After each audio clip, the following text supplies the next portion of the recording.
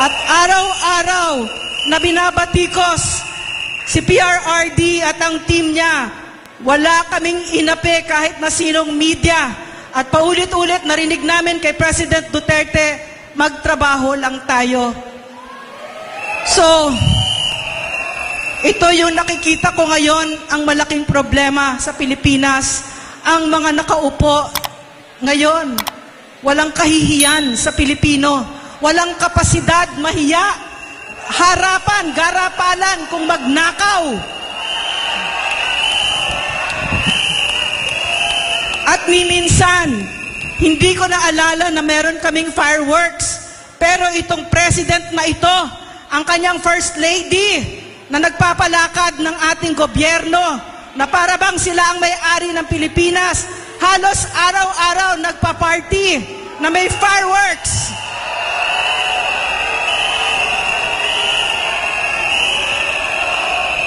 At kung hindi nyo pa alam, ang nakapalibot sa Malacanang ay slum areas, mga kababayan natin na mga pinakamahihirap dito. Pero hindi sila nahihiya. Hindi sila nahihiya na may fashion show sila, na may nagpa-fireworks na milyon ang babayarin nila doon sa fireworks lamang. Dito sa ating mga kababayan na kumakalam ang sikmura, wala silang kahihiyan, walang puso.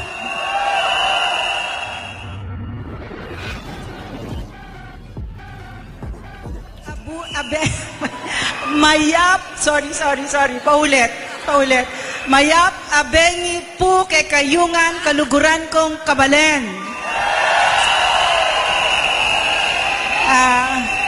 Maraming salamat at nag-iisa tayo ngayon bilang isang bansa para marinig ang mga boses natin na mga bingi sa Malacanang. Noong ako ay nagtatrabaho bilang Undersecretary kay President Rodrigo Roa Duterte, kapag kami ay kumakain, sasabihin ng ating Pangulo, dating Pangulo, ito lang ang ulam natin. Priniritong isda, meron tayong sabaw, meron tayong dessert, meron tayong prutas. Okay na yan. Kasi hindi natin pera yan. Pera ng taong bayan yan. Hindi niya sinabi yan isang beses o dalawang beses o tatlong beses. Araw-araw na ginawa ng Diyos dun sa 6 na taon na naglingkod ako nung siya ay presidente. Yan ang narinig namin. Ito ang itinuro ng aming Pangulo sa amin. 2 utos lang. Number 1, paulit-ulit ito. Number 1, huwag kayong magnakaw sa Pilipino.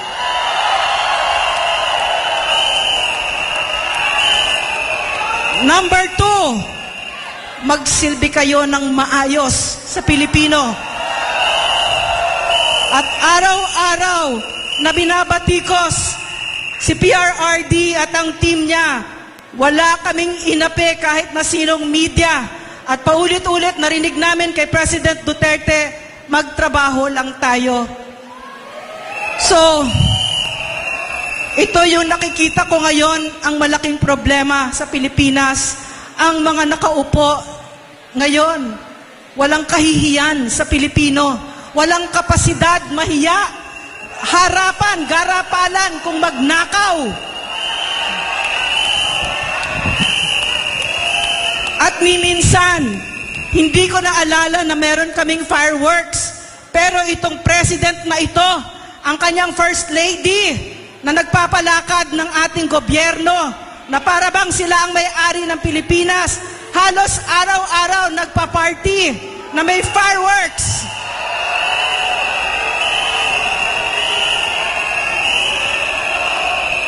At kung hindi nyo pa alam, ang nakapalibot sa Malacanang ay slum areas, mga kababayan natin na mga pinakamahihirap dito. Pero hindi sila nahihiya. Hindi sila nahihiya na may fashion show sila, na may nagpa-fireworks na milyon ang babayarin nila doon sa fireworks lamang. Dito sa ating mga kababayan na kumakalam ang sikmura, wala silang kahihiyan, walang puso.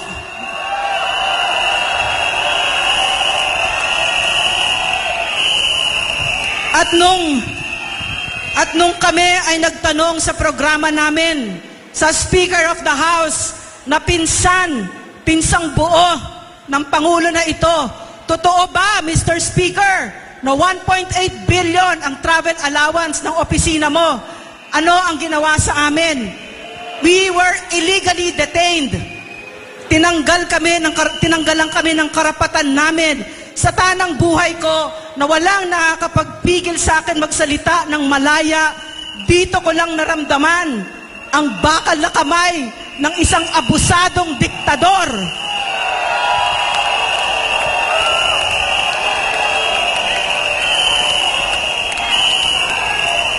At ano ang ginawa kay Pastor Quiboloy at sa Kingdom of Jesus Christ?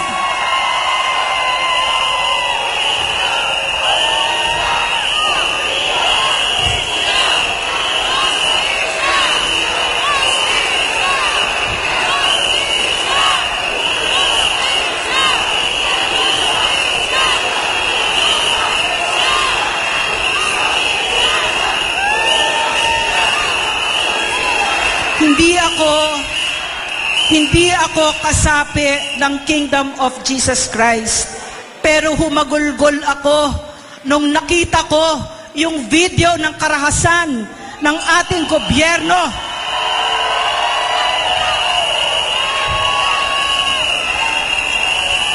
Umiyak ako kasi ang ating mga kasundaluhan, ang ating mga pulis, yan ang aking mga bayani. Nung panahon ng dating Pangulo, ang pinaka-trusted, pinaka-pinagkakatiwalaan na ahensya ng gobyerno ay ang ating mga kasundaluhan. At ang pulis, ganun din, for the first time, napakataas ng trust rating ng mga pulis nung panahon ni President Duterte. Pero nakita ko, 2 batalyon na mga sundalo, mga pulis, fully armed to their teeth, matataas na kalibre na mga barel. Nakita ko din, may mga snipers.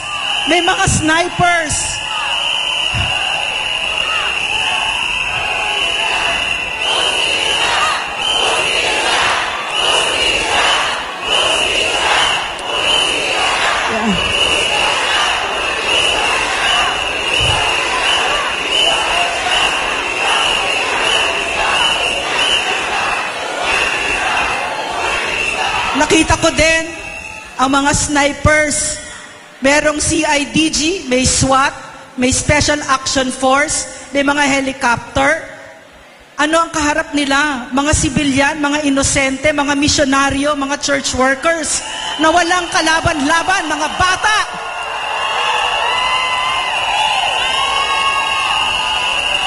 At ang nakakagalit dito, narinig ko ang press conference ng PNP at binaliktad pa nila ang nangyari.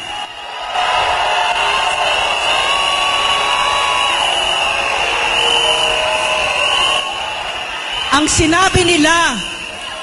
sinabi nila ay isang katawa-tawa na itong mga bata, itong mga unarmed civilians, mga church workers ang nangharas sa kanila. Paano nangyari yon?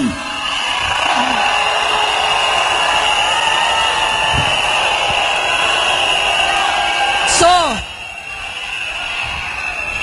dito ko natutunan, napakahalaga ng leader. Nung panahon ni Pangulong Duterte, taas noo tayo bilang Pilipino. Pero itong Pangulo na ito, dinadala tayo sa bingit ng gera na wala siyang pakialam sa atin. Para saan, Mr. Marcos? Para saan, Mr. Marcos? Nasisirain mo ang Pilipinas. Para saan? Ang sabi nila, para sa pera na ninakaw ng pamilya nyo sa Pilipino. Kaya ninyo pinagtataksilan ang Pilipino. So, ang gusto nilang paniwalaan sa atin ay wala tayong laban. Wala tayong kapangyarihan. Nakalimutan na nitong mga lulong sa kapangyarihan at kung ano pa, sa droga daw, lulong din. No? Nakalimutan na nila kung sino ang nagbigay sa kapangyarihan nila, ang taong bayan. At ako,